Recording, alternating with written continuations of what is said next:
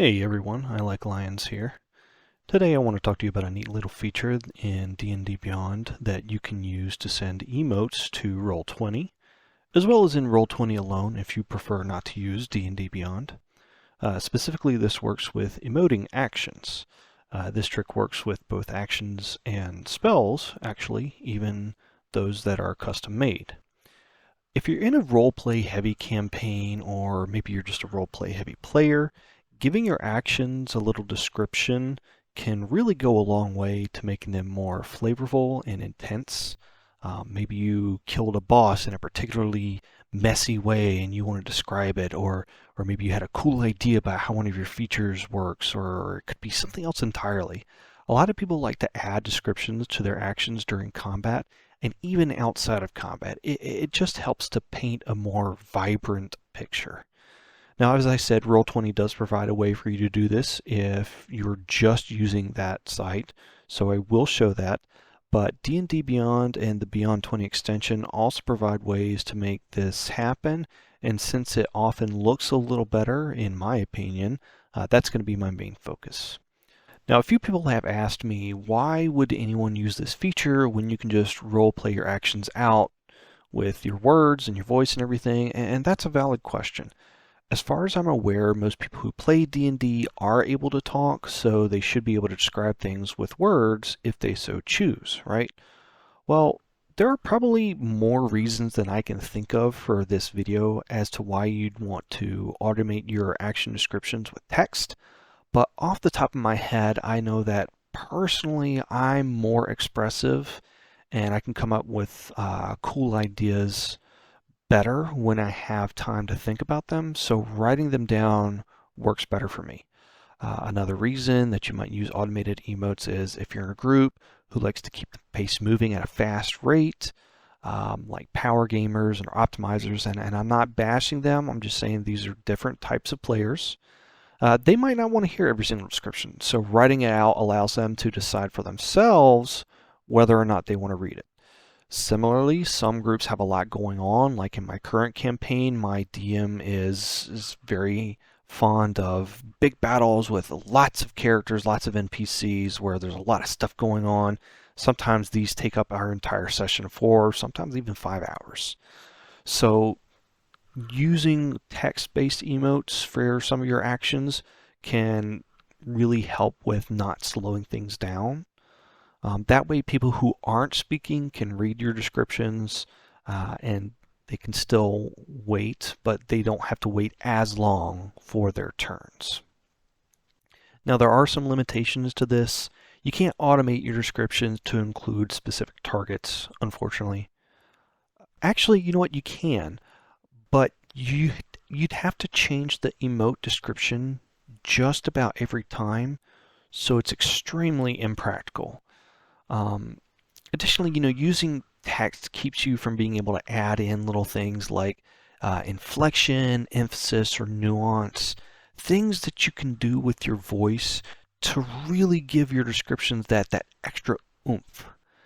And lastly, it does take some work to set up, especially if you have multiple characters like me that maybe you're using in different campaigns. Some people who don't want to put that much work into preparing, they might not find that this is a good strategy, and that's okay. That's perfectly understandable. Different strokes. So there are valid reasons why you might want to use this feature, and there are also valid reasons why you might not want to use it. Okay, before I get into the D&D Beyond side of things, I promised I'd show y'all how to use this on Roll20's interface. So let's big fan of how Roll20's character sheets are set up, or some of the behind the scenes mechanics of how they work. They're just a little clunky, and I find that the sheets themselves are kind of disorganized. Now keep in mind, I've only been playing for about 2 to 2.5 years now, so I never started out using actual pen and paper character sheets. My understanding is that Roll20 D&D character sheets, or the D&D 5e character sheets, are set up mostly in the same way as the original pen and paper. You can still do a lot with Roll20 sheets. I just think personally that their template doesn't look as good or work as smoothly as what you'd find on D&D Beyond. That's my opinion. You're more than welcome to your own. I have no problem with that. I'm not trying to ruffle any feathers here. So now that I've put that little disclaimer out, let's take a look at my character sheet. Now, I'm going to use my wizard since he has both attack and role-playing spells as well as physical attacks. I want to show all three because they behave and are set up differently in Roll20, and you have to treat them differently, especially the attack, the physical and attack spells versus the role-playing spells. Spells like Prestidigitation or Thaumaturgy. This is also a good way that I can show you all how Roll20's clunkiness comes into play. So anyway, you can edit your spells if you go to the Spells tab, and you can click on the little eye icon here and then the gear icon. Please just don't go out and start editing your spells because you want more damage or more effects. That's cheating. So if you want to scroll down to the spell's description here, you can edit that and plug in whatever description you want to see. So let's just say I want to plug in generic spell description. Right? So now when I get done, I can cast the spell and we'll be able to see the description I wrote in, generic spell description. Right? The problem with that is that it essentially erases the spell's boundaries of use, what you saw earlier here, and we don't want to do that. So we're going to have to find a different way to add a little flavor. Fortunately, another way does exist, and it's probably a little bit easier to do, as well as the fact that you can edit both your spell and your attack descriptions in the same area, which makes it slightly more efficient. So let me go get back over to the core tab, and in your core tab there's this attacks and spells, spellcasting section. As someone might reason, your various attacks and damaging spells are listed here for easier access. Now you won't see Blade Ward here since it's a non-damaging, non-DC spell, but I can add it manually and it'll work similarly. So let me go ahead and do that. So, Blade Ward, it's not an attack, it doesn't have any damage, it doesn't have any saving throws, and I can put in whatever description I want. Now if you want to see, well, before I get to that, I'll show you what I mean. So generic spell description. Okay, so I've got Blade Ward in here. I can cast it. We can see the text that I added in.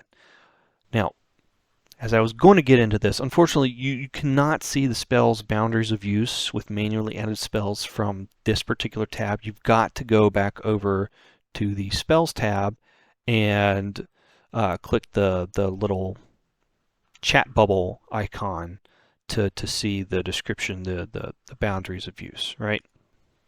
I personally hate that. It's just not very efficient. For spells that are automatically added into this section, however, spells with attacks, spells with DCs or saves, there is a shortcut. So let's take a look at Firebolt.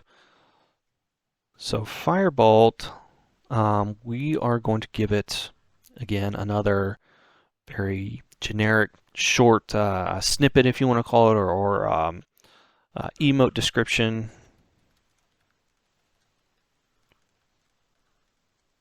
For Firebolt. There we go. So I'm not going to edit what's in the Spells tab. I'm going to leave that alone because I still want to be able to find a way to see the boundaries of use. So now if I click Firebolt from here, just like with clicking Blade Ward from here, I can see the text that I added in to get my emote. Now we can see the description, but the boundaries of use are going to be in this little show spell description button here over in the chat. So if you click on that, you'll get the boundaries of use. No changes at all. That works for attacks too. Although you don't really have descriptions or boundaries of use for attacks, you can, for example, in my talents, I could say generic attack description. And we can see the emote description there.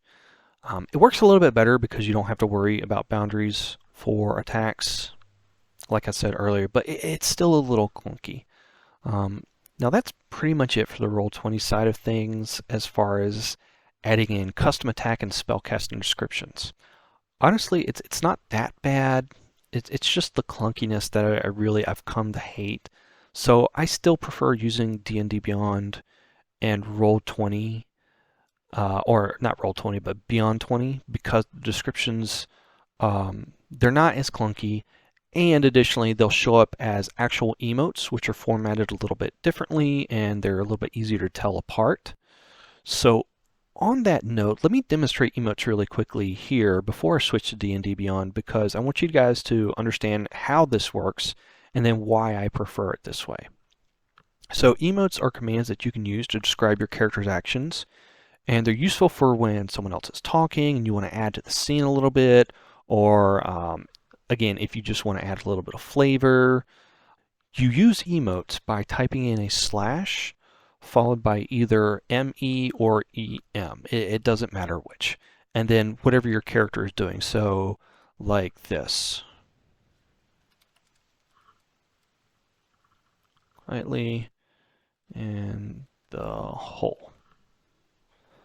Now if I wanted to, that's going to show up as my player name. If I wanted to do it as my character name, just have your character selected.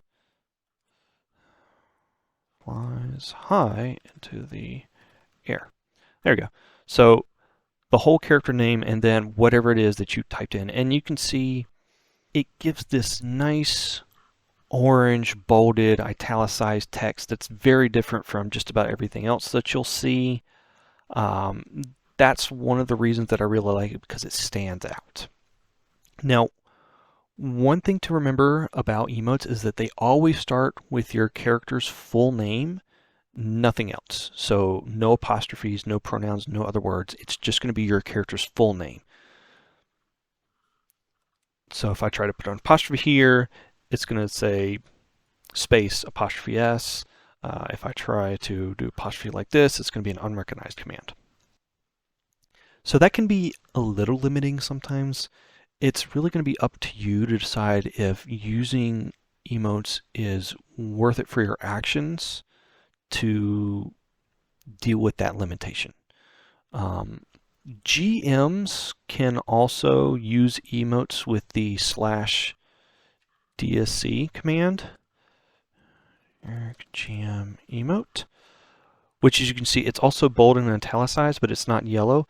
This is something that GMs can do to give a little flavor to the scene that's not necessarily always related to the player characters or any character in general. Okay, so that's everything I wanted to show on Roll20 as far as what you can do with it. Now let's take a look at the D&D Beyond way to do this. Now normally I like to have my D&D Beyond tab on one monitor and my Roll20 tab on my second monitor because I've moved recently. However, I'm just going to have to do it all on one screen. You know, actually, I'm not even sure if OBS can capture two screens at the same time. Anyway, it doesn't matter. So here's D&D Beyond, which is, in my opinion, it's a much more streamlined interface. Better organized too, which really appeals to me. Anyway, as you can see, I'm on my spells tab, and I'm going to click on Blade Ward to bring up the spell's description. Now, I can see this drop-down menu for customize right here. Let me click that to show you some of the options that you can do for the spell, which can kind of override it. Again, please don't do things without your GM's permission. The other thing to keep in mind is that these options don't do anything on Roll20 unless you have the Beyond or the Beyond20 extension installed. It really is necessary to help smooth out the communication between these two websites. I'm not going to go into all the various options for customizing things on D&D Beyond. That's just beyond the scope of this video.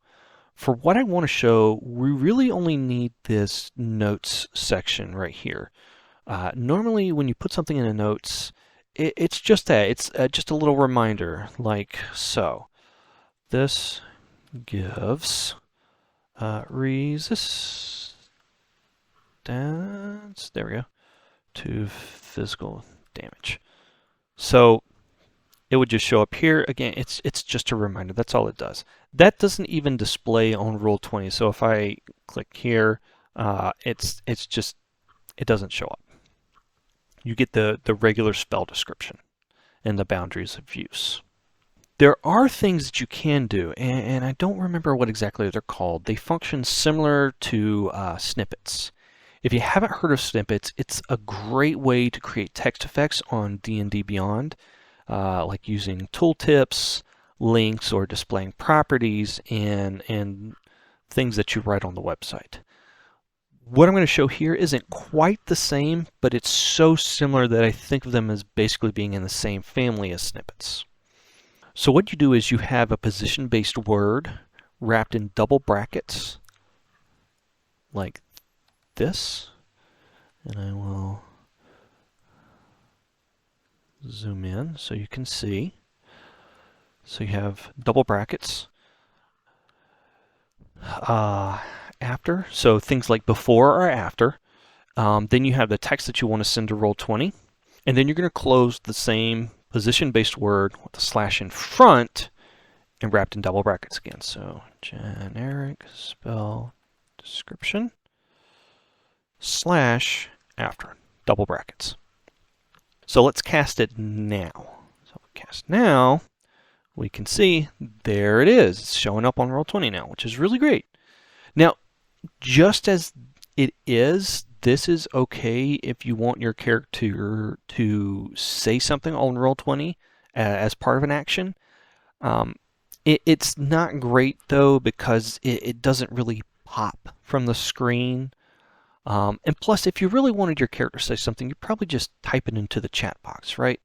So we're going to add in that emote command to our snippet here, which is going to send the whole thing to Roll20 and it's going to be processed on their end.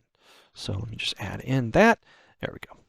Doing it this way is going to make the text into an emote instead of just something my character says, and it's going to get displayed properly with that nice yellow bolded italicized text.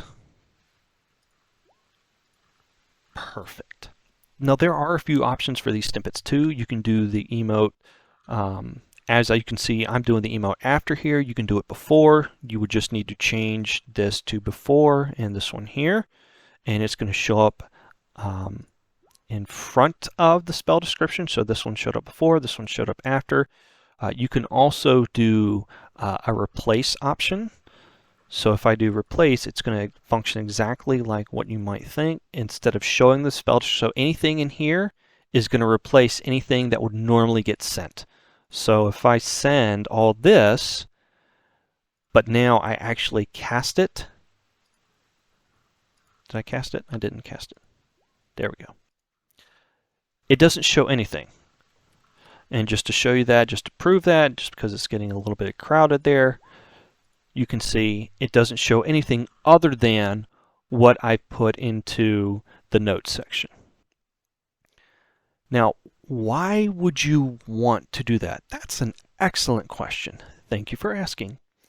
And again, there are probably a number of uses of this that I haven't really thought of yet, but one thing that I use this for is when I have custom actions and I can use this to give them their own text. So you can create custom actions by navigating to the Actions tab, and let me zoom out again. So if you come over here on your Actions tab, anywhere on your Actions tab, it doesn't matter which sub-tab you're on, you come over here to Manage Custom. Now I already have something set up, but I'm going to show you this from the beginning because it's really pretty easy. With custom actions, you can have a general action, a spell attack, or a weapon attack. For our purposes, we're just going to go with the general action because what I have in mind isn't really an attack. So whenever you make your selection, it's going to show up, click on it, and then click on the edit drop down menu to start editing. And as you can see, there are a lot of options here for how you want to tailor this. I'm not going to go into everything. So I'm just going to talk about the specifics of what is relevant to this video. And again, you shouldn't really go changing existing rules for things that aren't really homebrewed. If you do, please check in with your DM. The only things for this purpose that I would recommend changing are what the action's name is.